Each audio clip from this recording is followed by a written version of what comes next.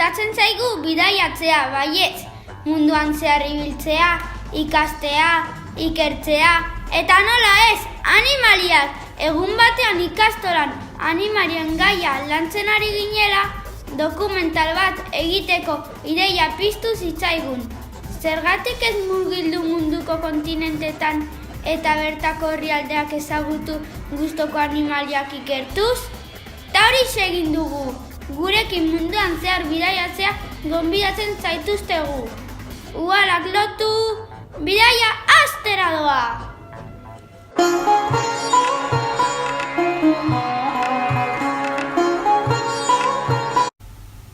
Gu Donostiatik Indiara bidaiatuko dugu. India Asia kontinentean dago. 9 orduko eta 7.269 kilometroko bidaia izango da.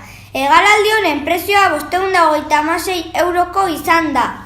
Han India aztertuko dugu eta batez ere hor bizi den gure gustoko animalia bat. Hau da, kobra anteojoduna ikertzea abiatuko gara. Azkenean iritsi gara. Baiet, zuek dira zure egiten utzi. Orain gogoratzen naiz. Ni bakarrik ordu bat lo egin du, beste ordu guztiak zu nola hitz egiten zenuen egon naiz. Ni tabletarekin egon naiz jolasten denbora guztian. Aldakizu zein den Indiako klima nagusia? Indiako klima nagusia tropikala da. Eta horko azalera? Nik ez dakit. Goazen babian bilatzea. Indiako azalera eta horko biztanleria. Orain badakit, 3.297.267 kilometro karratu ditu. Eta 1.252 milioi biztanle daude Indian. Zenbat! Eta Indiako hiriburua New Delhi da. Zenbat informazio dakigu? Bai, eta horko paisaia? Horko paisaia menditsua, basamortua eta oiana da. Eta hor ze hizkuntzan hitz egiten dute? Hindi, ingelesa eta beste 20. Eta badakizu horko bitxikeriren bat? Bai, India munduko bigarren estatu popularrena da. Beia, Mu eta Ganges ibaia sakratuak dira. Indiako hiririk handiena Bombay da. Eta Indiako kirolari famatuena kriketa. Niri esan didate, Indiako janaria oso nada gora. Orain gozea sartu zait. Guazen jatetxera.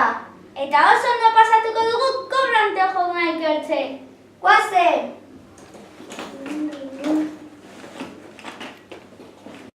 Ze guapo gaude hemengo jantzi tradizionalarekin? Bai, oso egokia da zeren Taj Mahalen gaude.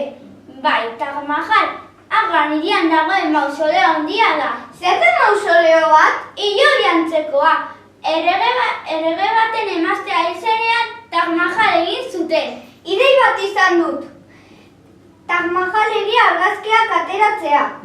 Bale, ze ideia bikaina. Barkatu argazki bat aldugu zatera. Bai, nazki. 1, 2, 3. Txiz! Tori. Eskerrik asko. Ezerregatik agur. Ze guapo atera garen. Orain guazen kobra anteojoduna ikertzera. Guazen! Kobra anteojoduna aukeratu dugu ezagutzen ez dugulako. Kobra anteojoduna ornoduna eta nadastia da. Beste aldetik ugalketari begira obiparoa da. Arrautzak apirilean eta uztailaren artean erruten ditu. Emea 10 edo 30 arrautz erruten ditu. Elikadurari begira zugetaz, saguz, igelez, txoriz eta beste animali txikietaz elikatzen da.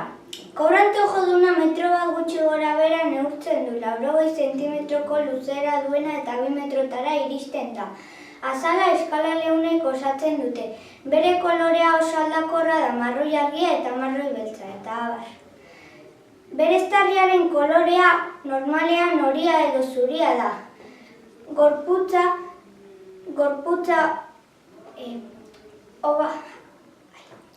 obalatua eta nahiko apaldua dauka.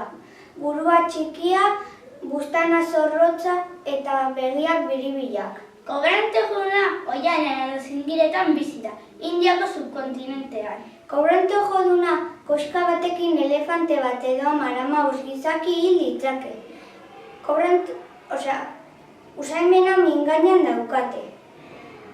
Eta memoria ona daukate ehizatzeko garaian.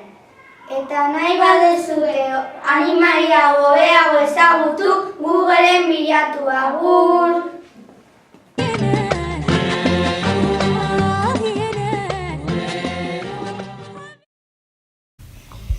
Guk Donostiatik Sudanera bidaiatuko dugu. Sudan Afrika kontinentean dago. 11 orduko eta 5.297 kilometroko bidaia izango da. Hegalaldi honen prezioa 752 eurokoa izan da. Han Sudan aztertuko dugu eta batez ere hor bizi den gure gustoko animalia. Hau da, piko zapato ikertzera abiatuko gara. Zer moduz bidaia? Bueno, ondo, baina ia mareatzen naiz. Banirandoa zegoen potolontze bat eta ia zinuen ezeri. Ez iruditzen beroa egiten duela. Hombre, klima tropikala dago hemen. Ia da, ahaztu zitzaidan. Eta ahaztu zaizu zenbat kilometro karratu dituen? Ez, hori ez aitaztu, 1.871.494 kilometro karratu ditu. Nire zaitaztu zenbat biztanle ditun? Ea, zenbat daude? 40.295.000 biztanle ditu. Oso ondo, nire zaitaztu ere, eta uste dut paisaia basamortua dela. Bai, eta zizkuntzetze egiten dute hemen. Ingelesa eta arabiarra hitz egiten dute. Nik ingelesa saiatuko naiz hitz egiten. Nik ere. Ostras, ahaztu zitgaldetzea importantena! Nun gaude? Aireportuan. Ez, herrian! Ze txotxola, ez dakizu nun gauden? Alkartumen gaude, Sudanen hiriburuan. Barzenekien Sudanen diru asko dagola. Ja banekien. Eta barzenekien Sudan historio luze bat duela. Hori ere nekien. Bardoaz asko dakizu! Lasai ez dakitena. Guazen hotelera! Guazen. Ze polita diren Meroe piramideak. Zer? Meroe piramideak. Baiet, ematen da egiten gaudela, baina piramideak desberdinak dira, ez? Bai, gainera 250 urtean tumuluetan gorpuak sartzen hasi ziren. Tumuluetan. Bale! Gainera daramagun trajeak oso politak dira. Zergatik ez gira selfie bat ateratzen? Bale, baina morritoekin, 1, 2 eta 3.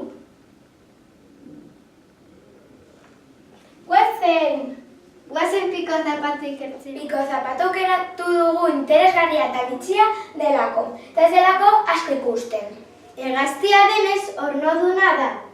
Piko zapato arrainak eta igelak jaten ditu. Arrautzak erruten ditu. 1,15-1,50 neurtzen du. 4 eta 7 kilogramoren tartean pisatzen du. Ilea grisa dauka, txikiak direnean marroia daukate. Hankak luzeak ditu. Bere mokoa zapata baten antza daka. Holandez zapata tradizionaletik aterata dago piko zapato izena. Beste aldetik bere mokoa fin-fina da. Sudanen bizi da piko zapato. Bere izen zientifikoa Balaeniceps rex da. Ez dakite zenbat daude munduan. Hala, hor dator piko zapato. Guazen!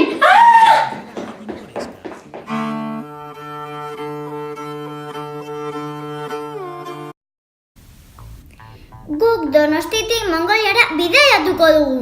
Mongolia Asia kontinentean dago. 2:40 eta 8.514 kilometroko bidaia izango da.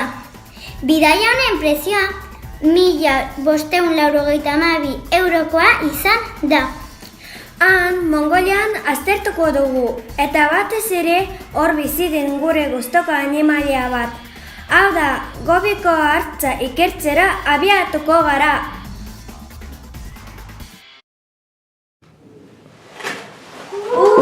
Azkenean iritsi gara. Gustatu zaizu pasaia? Badakit zezera zut ikusten.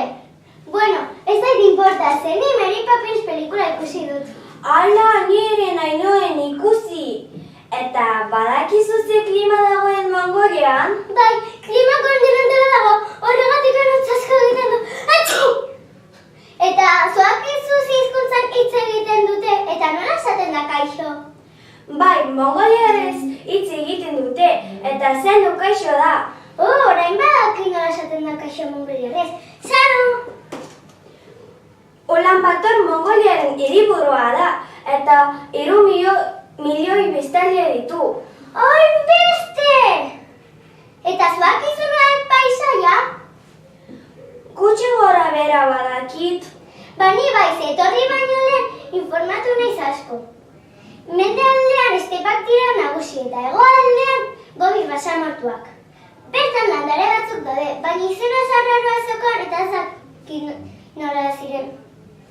Ni badakit.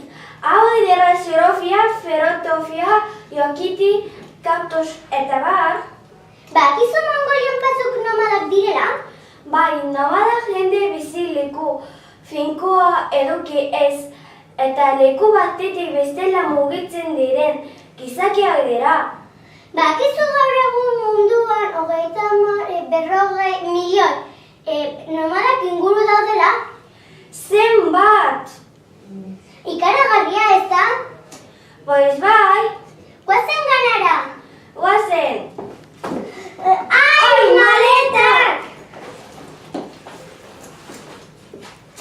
Ze polita da ganda!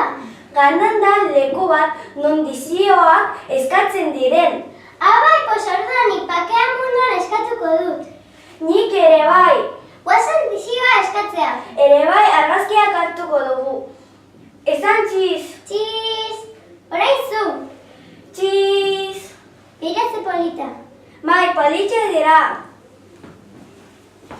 Bakea munduan! Ja eskatu dugu dizioa.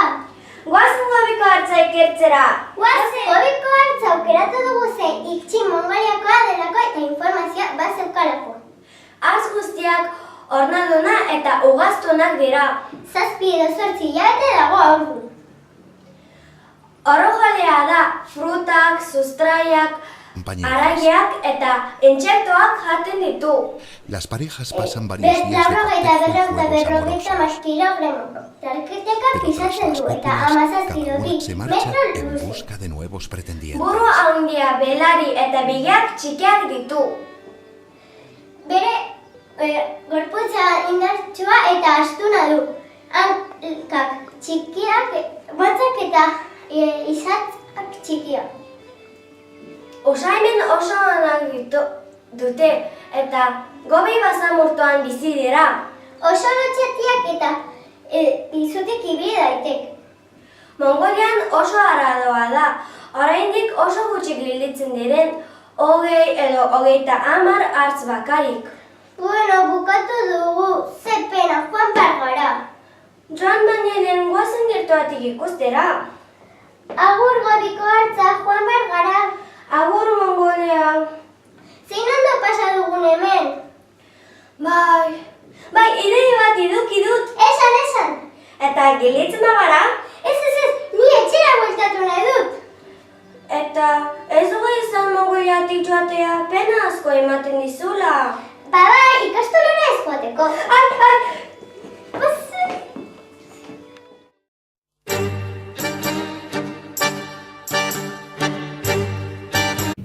Guk Donostiatik Argentinara bidaiatuko dugu. Argentina Hego Amerika kontinentean dago. 14 orduko eta 1.511 kilometroko bidaia izango da. Hegalaldi honen prezioa 1.164 eurokoa izan da. Han Argentina aztertuko dugu. Eta batez ere han bizi den gure gustoko animalia bat. Hau da, sardako balea edo euskal balea ikertzera abiatuko gara. Bueno, Naia, azkenean iritsi gara eta guntzara garria egiten du. Zer man egin dezulo? Ez hain ondo, nire ondokoak puzkerrak botatzen zituen eta zuk? Ba ni oso ondo egon naiz, nire ondokoa bidai guztian lo egon da eta asko deskantzatu dut. Ba, ze sorte. Gaur bero asko egiten du. Bai, arrazoia duzu, badakizu zenbat biztanle dituen Argentina? Ez dakit. Mobilan begiratuko dut. A ber.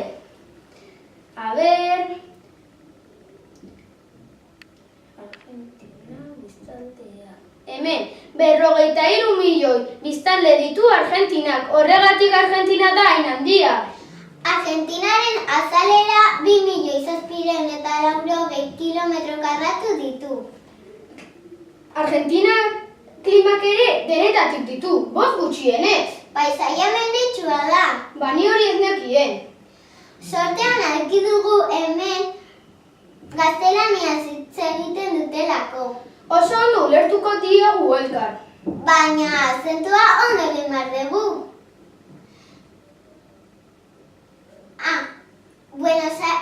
Argentinaren hiriburua Buenos Aires da.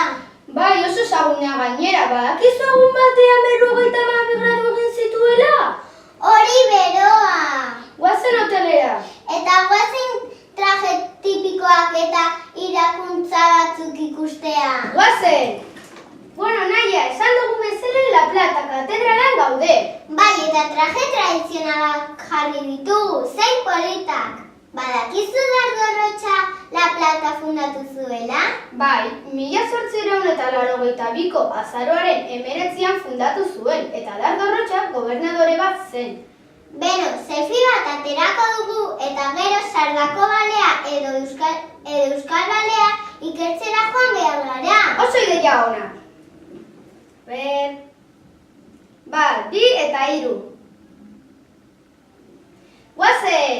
Ez itxaron hemen gaudela eta jende asko dagoela adugu bertsoak kantatu. Baina, bapatean, Bai, eta gaia zein izango da. nola ez Argentina? Oso ideia ona, eta doinua?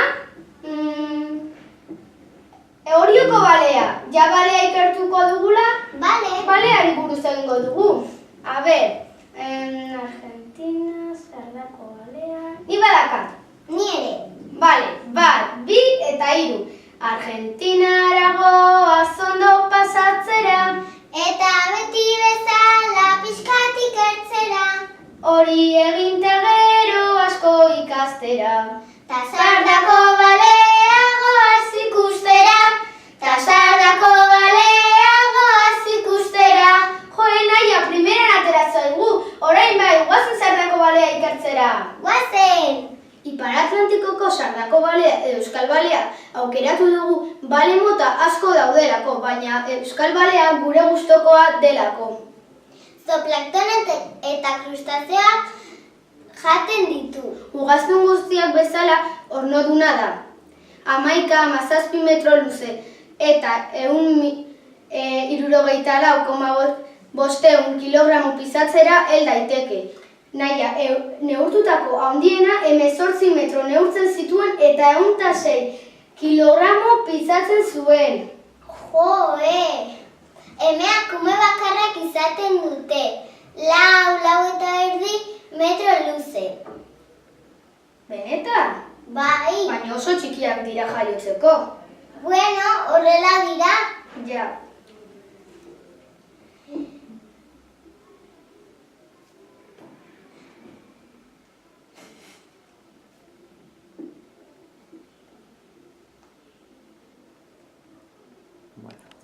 Sardako baleak ere erraz bereizten da buruan dituen maskurrengatik eta bere begien gainean dituen aho zabalagatik.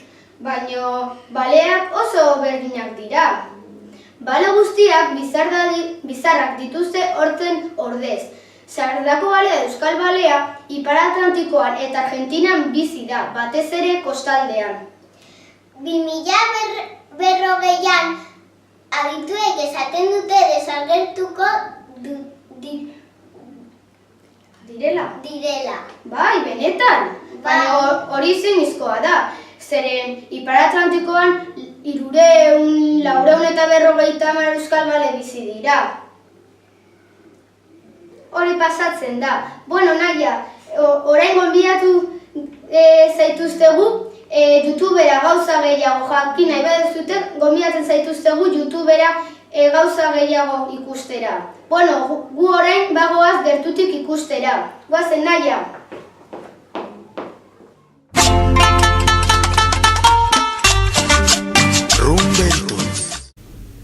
Guk Donostiatik Ekuadorera bidaiatuko dugu. Ekuador Hego Amerika kontinentean dago. 11 orduko eta 97.932 kilometroko bidaia izango da. Hegalaldi honen prezioa 696 eurokoa izan da. Han, Ekuador aztertuko dugu, eta batez ere, hor bizi den gure gustoko animalia bat. Hau da, dordoka handia ikertzea abiatuko gara! Iritsi gara, ze ondo, ordu asko pasatuguak, nola menduzulo? Eta ondo, zeren pelikula asko ikusi dituen hegazkinean. Eta zu? Ni bai oso ondo. Ekuadorko hiriburua Quito da. Klima ekuatoriala du. Ze bero egiten zen hegazkinean. Herrialdearen azalera 40.065,4 kilometro karratu ditu. Hemen 15 milioi biztanle bizi dira eta jende pila bat gaztelaniaz hitz egiten dute. Ze ondo, horrela ulertuko diogu elkar. Paisaia oso menditsua eta oiana asko dauka. Badakizu hemen dazu mendi gehien dituen herrialdea Hego Ameriketan? Dordoka handia ikertzean paisaia begiratuko dugu. Guazen! Ekuatoreko arropa tradizionalaz jantzita jarraituko dugu bidaia. Baina nola Tiffany tripako mina zeukan, ni aprobetxatu dut dorre erlojuena ikusteko. Wikipedian begiratu genuen dorre erlojuena Guayaquilko gobernadorea erosi zuen Londresen. Zea, claro, erostea Londresen eta hemen ekarri. Dorre hau 6.000 peso kostatu zuen. Eta udal etxe aurrean jarri zuten. Argazki bat aterako dut Tiffany erakusteko eta ere niretzat. Orain joango naiz ikustea zenbat balio duen Galapako Irlak joaten den itsasontzia.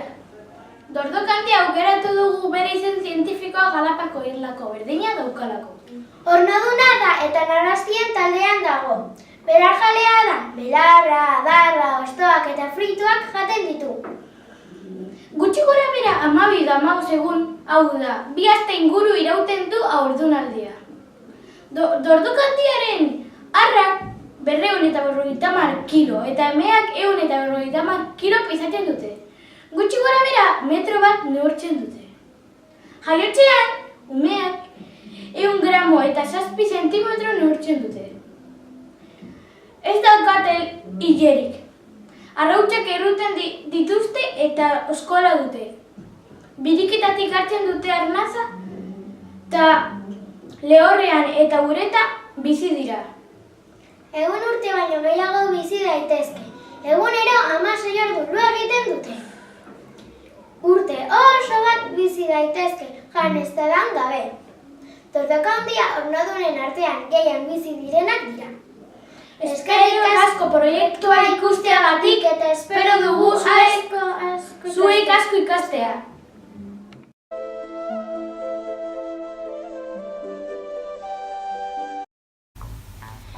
nik Donostiatik Kanadara bidaiatuko dut. Kanada Ipar Amerikan kontinentean dago. 13 orduko eta 5.358 kilometroko bidaia izango da. Hegalaldi honen prezioa 420 eurokoa izan da. Han Kanada aztertuko dut eta batez ere hor bizi den nire gustoko animalia bat. Hau da, hartz zuria ikertzera abiatuko naiz. Kaixo lagunok, bidaia luzea eta gero oso nekatuta nago. Maleta honetan gauza guztiak ditut. Txamarra, bufanda, botak... Hemen urte batzuk pasako ditudanez, oso urduri dago nire lana berrira joateko. Begira, hauek dira paseatzera atera behar ditudan txakur politak. Espero dut txintxoak izatea, zeren denbora behar dut ere hartz zuria aztertzeko. Horretarako etorri naiz. Ottawa Kanadako hiriburua da.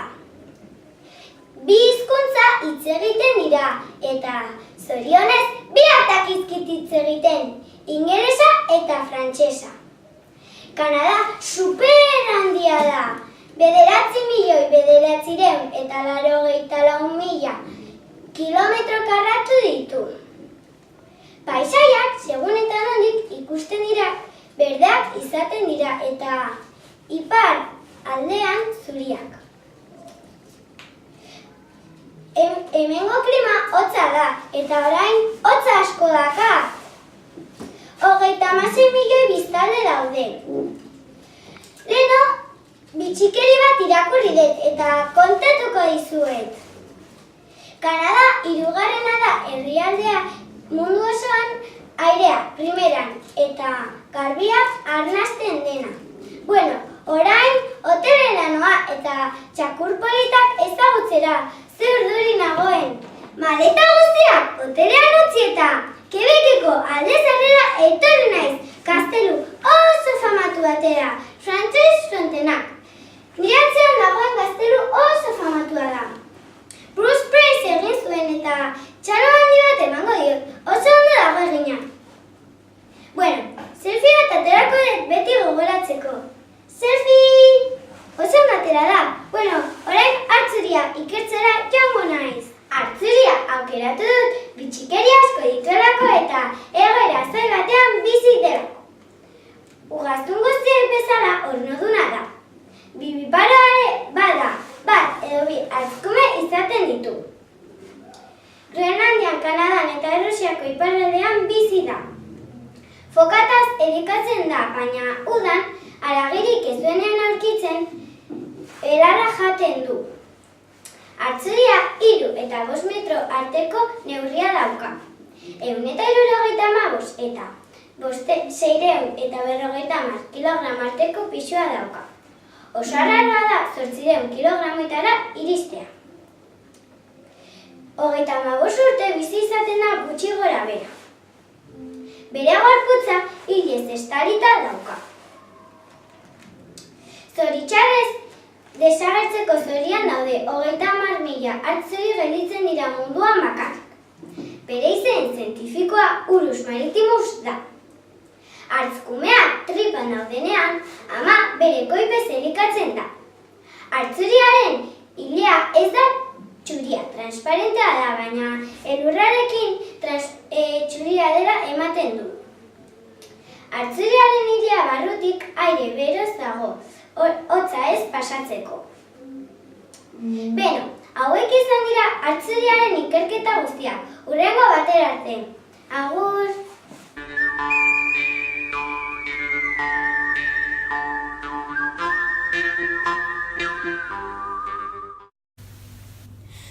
Guk Donostitik Estatu Batuetara bidaiatuko dugu.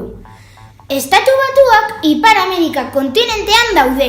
9 ordu eta 34 minutuko eta 8.066 kilometroko bidaia izango da. Hegalaldia honen prezioa 828 eurokoa izan da. Han, Estatu Batuak aztertuko dugu eta batez ere hor biziren gure gustoko animalia bat, hau da, Dordoka kaiman ikertzera abiatuko gara.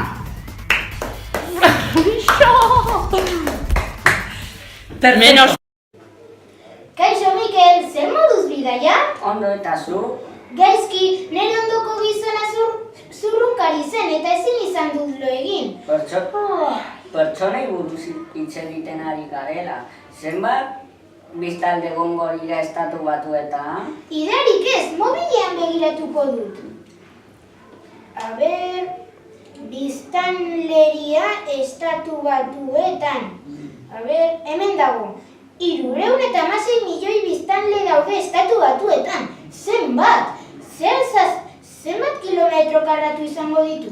9.834 kilometro karratu ditu. Hiriburua Washington DC da. Ze ondo, ingelesa pizkat dakigu, moldatu algara, baino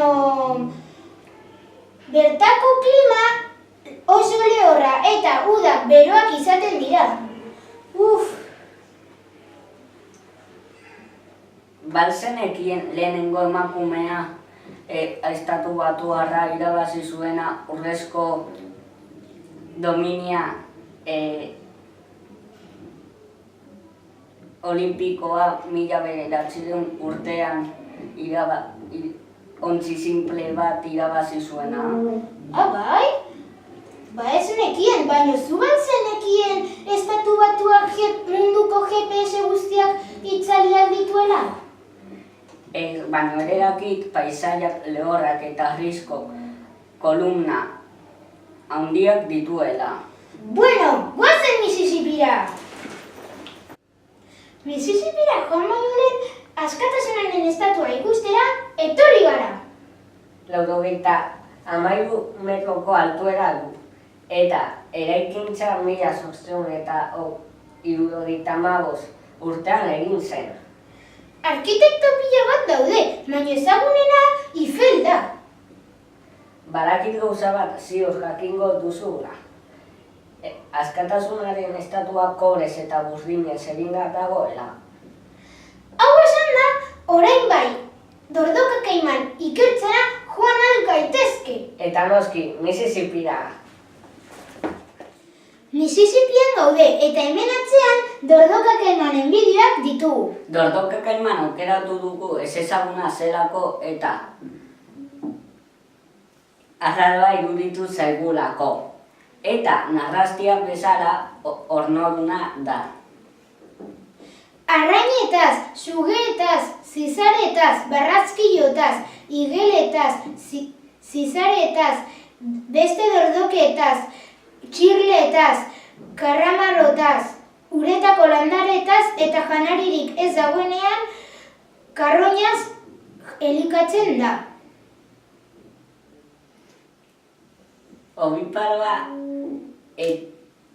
Obiparoa da eta narrastia. 80 kilo, 110 kilo inguru pisatzen dute. Helduak 75 zentimetro. 80 zentimetrotara neurtzen dute. Ahoan bimoko bezalakoak ditu eta bere kaparazoia oso kokoziloaren eskatakoak bezalakoak ditu.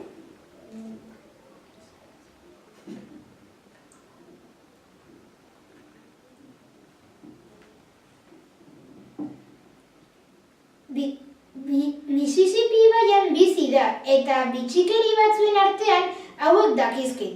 Adibidez, zientifiko batzuk harritu dira ikustean Dordoka kaiman batzuk urtsintxeak, arratoi almizklerak eta mapatxeak edo janaria ez dagoenean karroina jaten dutela.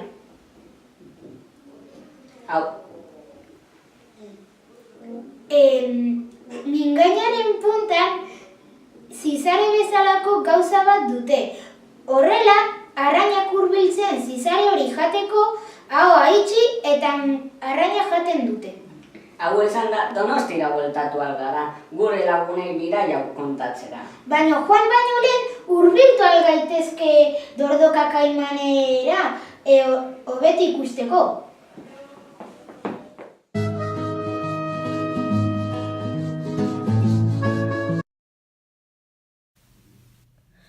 Guk Donostiatik Ukrainara bidaiatuko dugu.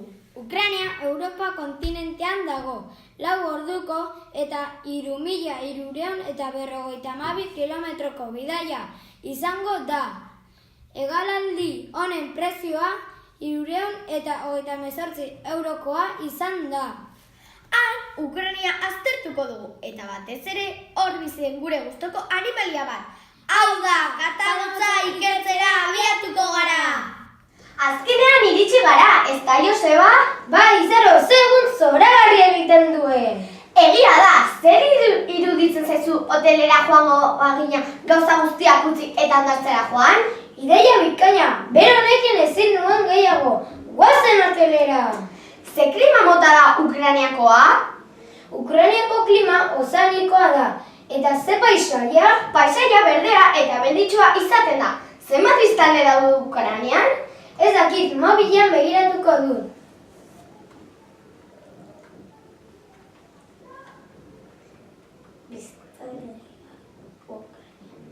Hemen jartzen du 42,5 milioi biztanle daudela. Zenbat biztanle! Ukrainiako hiriburuak Kiev da. Egia da, hemen ukrainaraz hitz egiten da, ezta? Bai, eta oraindik Europan gaude. Egia da, Ukraina 608.000 kilometro karratu ditu. Bat dakizu Ukrainiako bitxikeri bat? Bai, kontatzen dizkizut gainera ditut. Ze ondo, kontatu!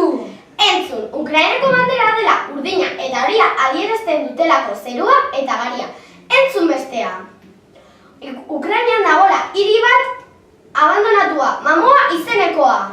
Guau, ze bitxikeri interesgarria. Bai, ni bitxikeri interesgarria kontatzen dizkizut. Bueno, ze gogoak daukat katamotza aztertzeko, zu? Bai, guazen! Zer polita den Santa Sofia katedrala! Nabaritzen da jende asko dagoela oso ospetsua delako. 11. mendean eraikitzen hasi zen Kiepeko katedrala. Egia da, eta gizateriaren ondare izendatu zuen. Guazen selfie bat ateratzera katamotza aztertu baino lehen. Bai, baina esan txiz! Txiz! Guazen katamotza aztertzera! Guazen! Katamotza aukeratu dugu interesgarria delako eta ezaugarriak ezagutu nahi ditugulako. Ugaztun guztiak bezala, hau ornoduna da. Bihiparoak dira, ernaldia 69 egun inguruka izaten da. 2 kume jaiotzen dira, bataz beste kumalikoa. Martxoan eta apirilean jaiotzen dira. Untxiez, orenkumez, xaguez, hegazti txikiez eta narrastiez elikatzen da. Gilenetan untxiak jaten ditu. Katamotz arrenduek 21 kilogramoko batez besteko pisua dute eta hemen zertxo bat txikiagoak, 18 kilogramokoak. 80 eta 130 zentimetro arteko luzera dauka eta horretatik izatxa 21-24 da. Altuera berriz 60-70 zentimetro artekoa. Hankak erlatiboki luzeak ditu eta txamar handiak. Neguan ilajenetxoa azte zaio oinan, horrela hobeto ibil daiteke elurretan. Basoan edo mendietan bizi daiteke, normalean leku hotzetan. Garai batean katamotzaren pixa gaixotasunak sendatzeko balio zuen, eta mediku pila bat aurkitu nahi zuen. 1900 eta 76 urtean arriskuan zeuden animalien liburuak katalogatu zen, eta orain arriskuan dauden felinorik mehatxoenak dira. Hau izan da katamotzaren informazioa. Espero dugu asko ikasi izana! Hurrengo arte!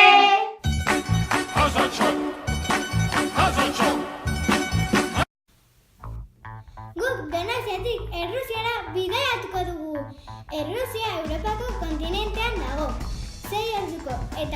35 minutuko eta 497 kilometroko bidaia izango da.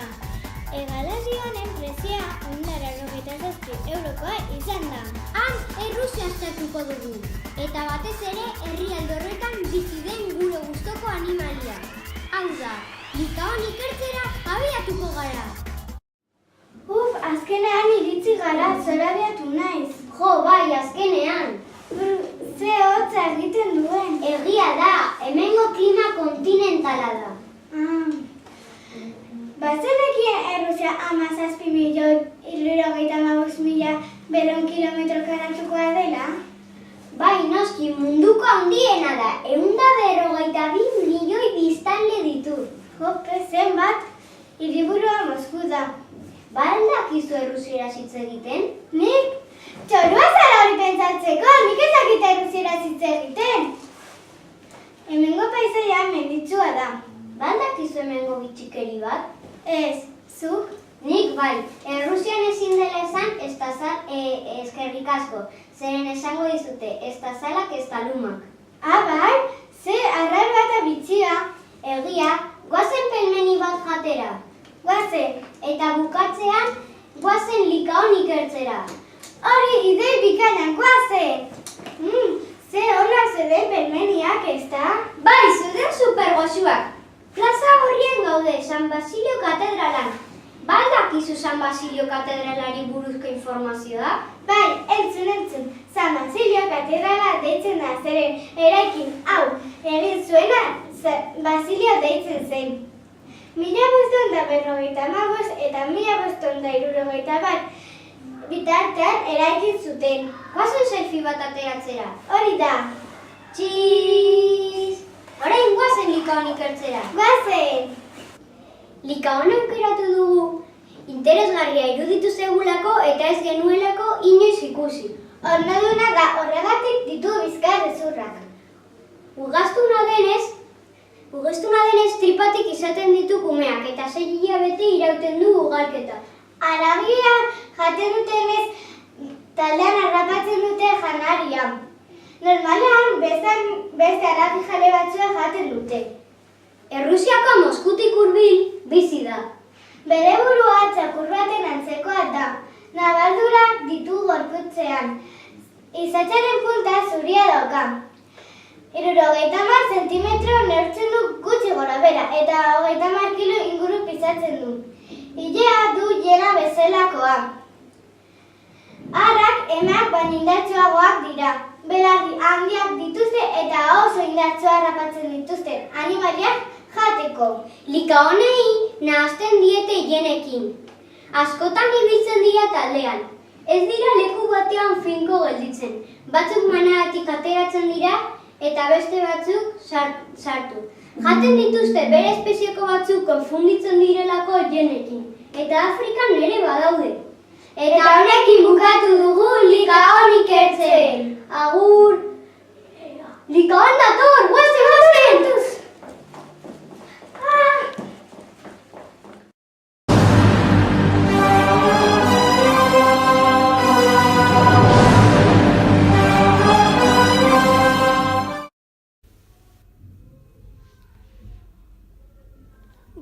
Donostiatik Egiptora bidaiatuko dugu. Egipto Afrika kontinentean dago. 4 orduko eta 3.867 kilometroko bidaia izango da. Hegalaldi honen prezioa 490 eurokoa izan da. Han Egipto aztertuko dugu eta batez ere hor bizi den gure gustoko animalia bat. Hau da, eskorpioia ikertzera abiatuko gara. Azkenean iritsi gara. Hau beroa, hemengo klima lehorra da. Basamortuan gaude eta.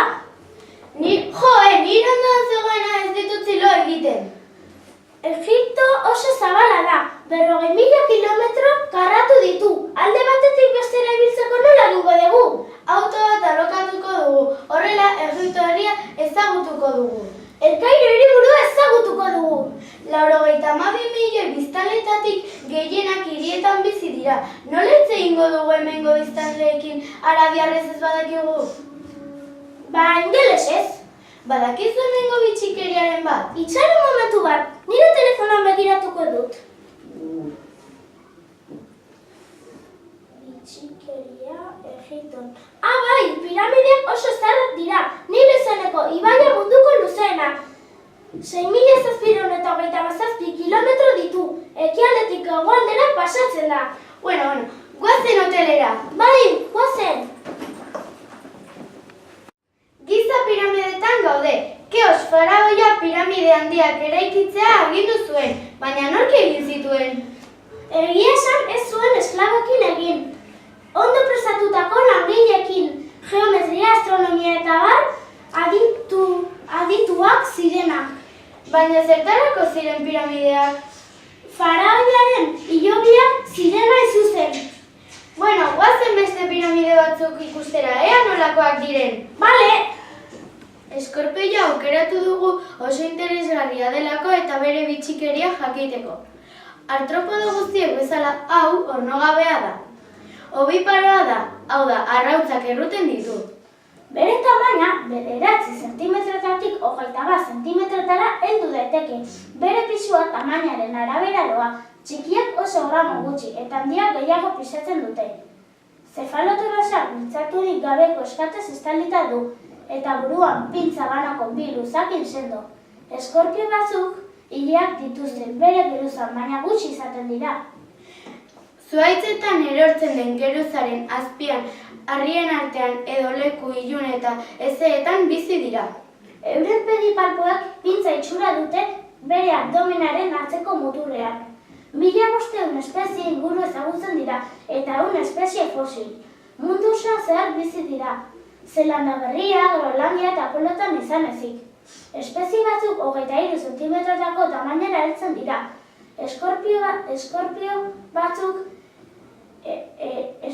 heriotza eragin dezake pertsona argaletan. Eta hemen bukatu da gure ikerketa! Ai, zizte egin dit, guazen! Guazen!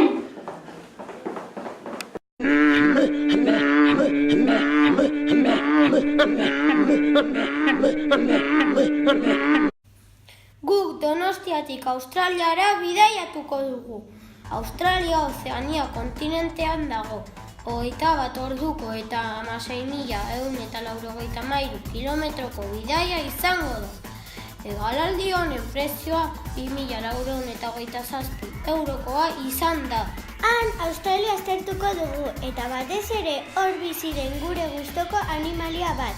Hau da, marrazo zezena ikertzera abiatuko gara.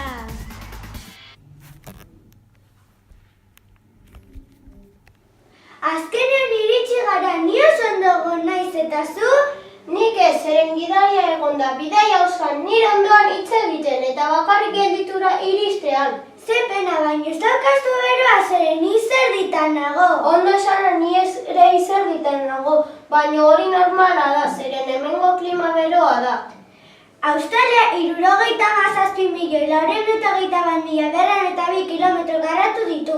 Badakizu zenbat biztanle dauden Australian? Ez, baina oraintxe begiratuko dut mobilean. Biztanlegia Australian. Orain aurkitu dut, 23 milioi biztanle daude. Badakizu Australian arrezife dagoela eta oso handia da. Bai, banekien eta plastikoarengatik desager daiteke. Australiako zati handi bat basamortua da. Eta gainera 40.000 baino kanguro gehiago daude. Australian animali arriskutsuak eta lasaiak daude. Eta orain bagoaz! Guazen!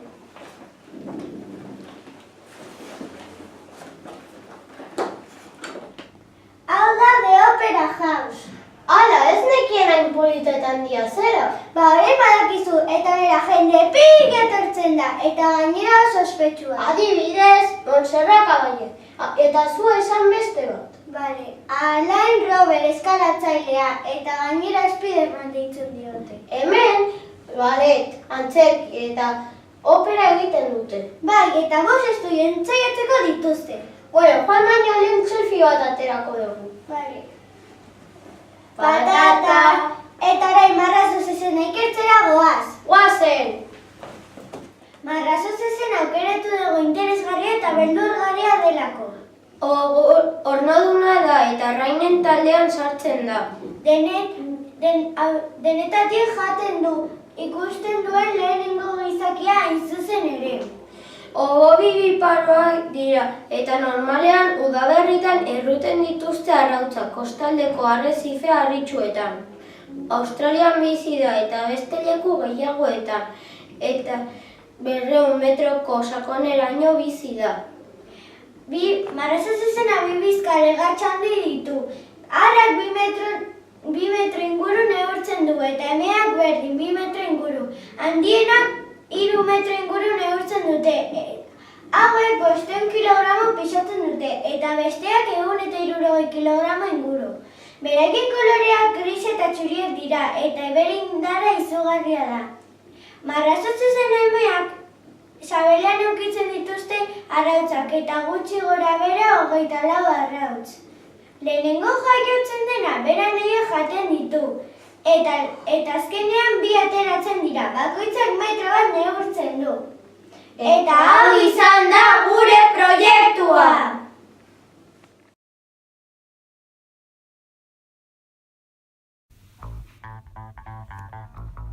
Guk Donostiatik Zelanda Berrira bidaiatuko dugu. Zelanda Berria Ozeania kontinentean dago. 32 orduko eta 19.674 kilometroko bidaia izango da. Hegalaldi honen prezioa 1.593 eurokoa izango da. Han Zelanda Berria aztertuko dugu eta batez ere hor bizi den gure gustoko animalia bat. Hau da, kiwia ikertzera abiatuko gara. Nekatuta gaude hainbeste lan eta lan, oporra behar ditugula erabaki dugu. Horregatik Zelanda Berrian gaude. Zer moduz joan da bidaia? Gaizki aurreko mutila musika entzuten ari zen bidai osoa. Eta horregatik ezin izan dut lo egin, eta zu? Bani primeran egin dut lo. Ordu bat eta erdi egon gara hegazkinean. Zuk nekatuta zaude? Bai, ni oso nekatuta nago, eta zu? Bani oso sasoian nago, Donostian egonetik hemen egon arte. Zelanda Berrian normalean euria egiten du, baina espero dugu euria ez egitea. Gaur, sorta izan dugu ez du egiten, ez da hotza, ez da beroa. Zelanda Berrian epela egiten du Donostian bezala, ze ondo. Badakizu zenbat kilometro karratu daude? Bai, uste dut 1.690 kilometro karratu daudela. Eta biztanle? Itxoin telefonoan begiratuko dut. Biztanleak Zelanda Berrian. Hemen dago, 4 milioi biztanle daude. Zu badakizu ze gutxi. Ze polita den Wellington! Zu badakizu ingelesez hitz egiten? Ni oso ondo ez, baina eskolan ikasterari naiz, eta zu? Ni ez da, baina pixka bat badakit eskolan ikasten ari naizelako ere.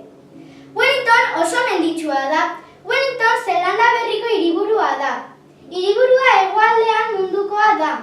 Bazenekien?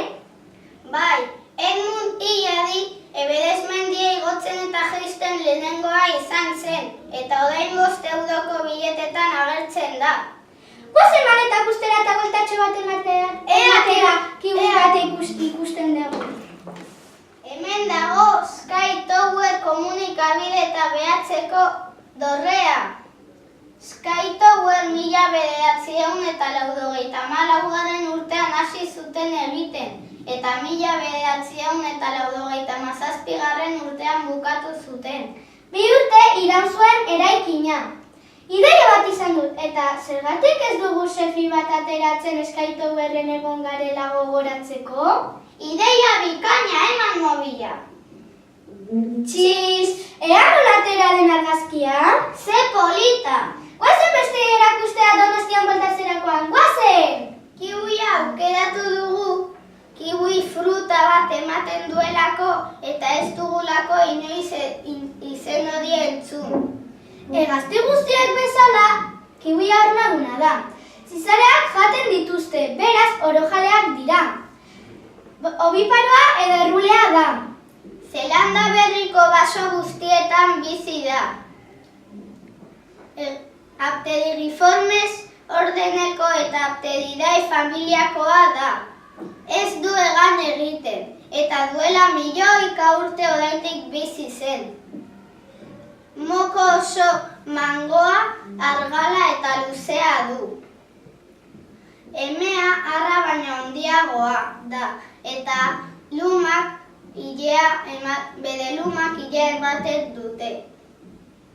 Emea 40 zentimetro gutxi gorabehera neurtzen du, eta 2,8 kilogramo pisatzen ditu.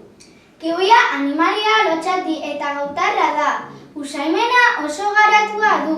Arrak zaintzen ditu lur azpian, baina arrautza jaio ondoren kiwia oraindik garatuta egon gabe ere bere kasaz baliatu behar da janaria bilatzeko. Beno, bukatu du kiwia ikertzen, orain Donostira bueltatuko gara!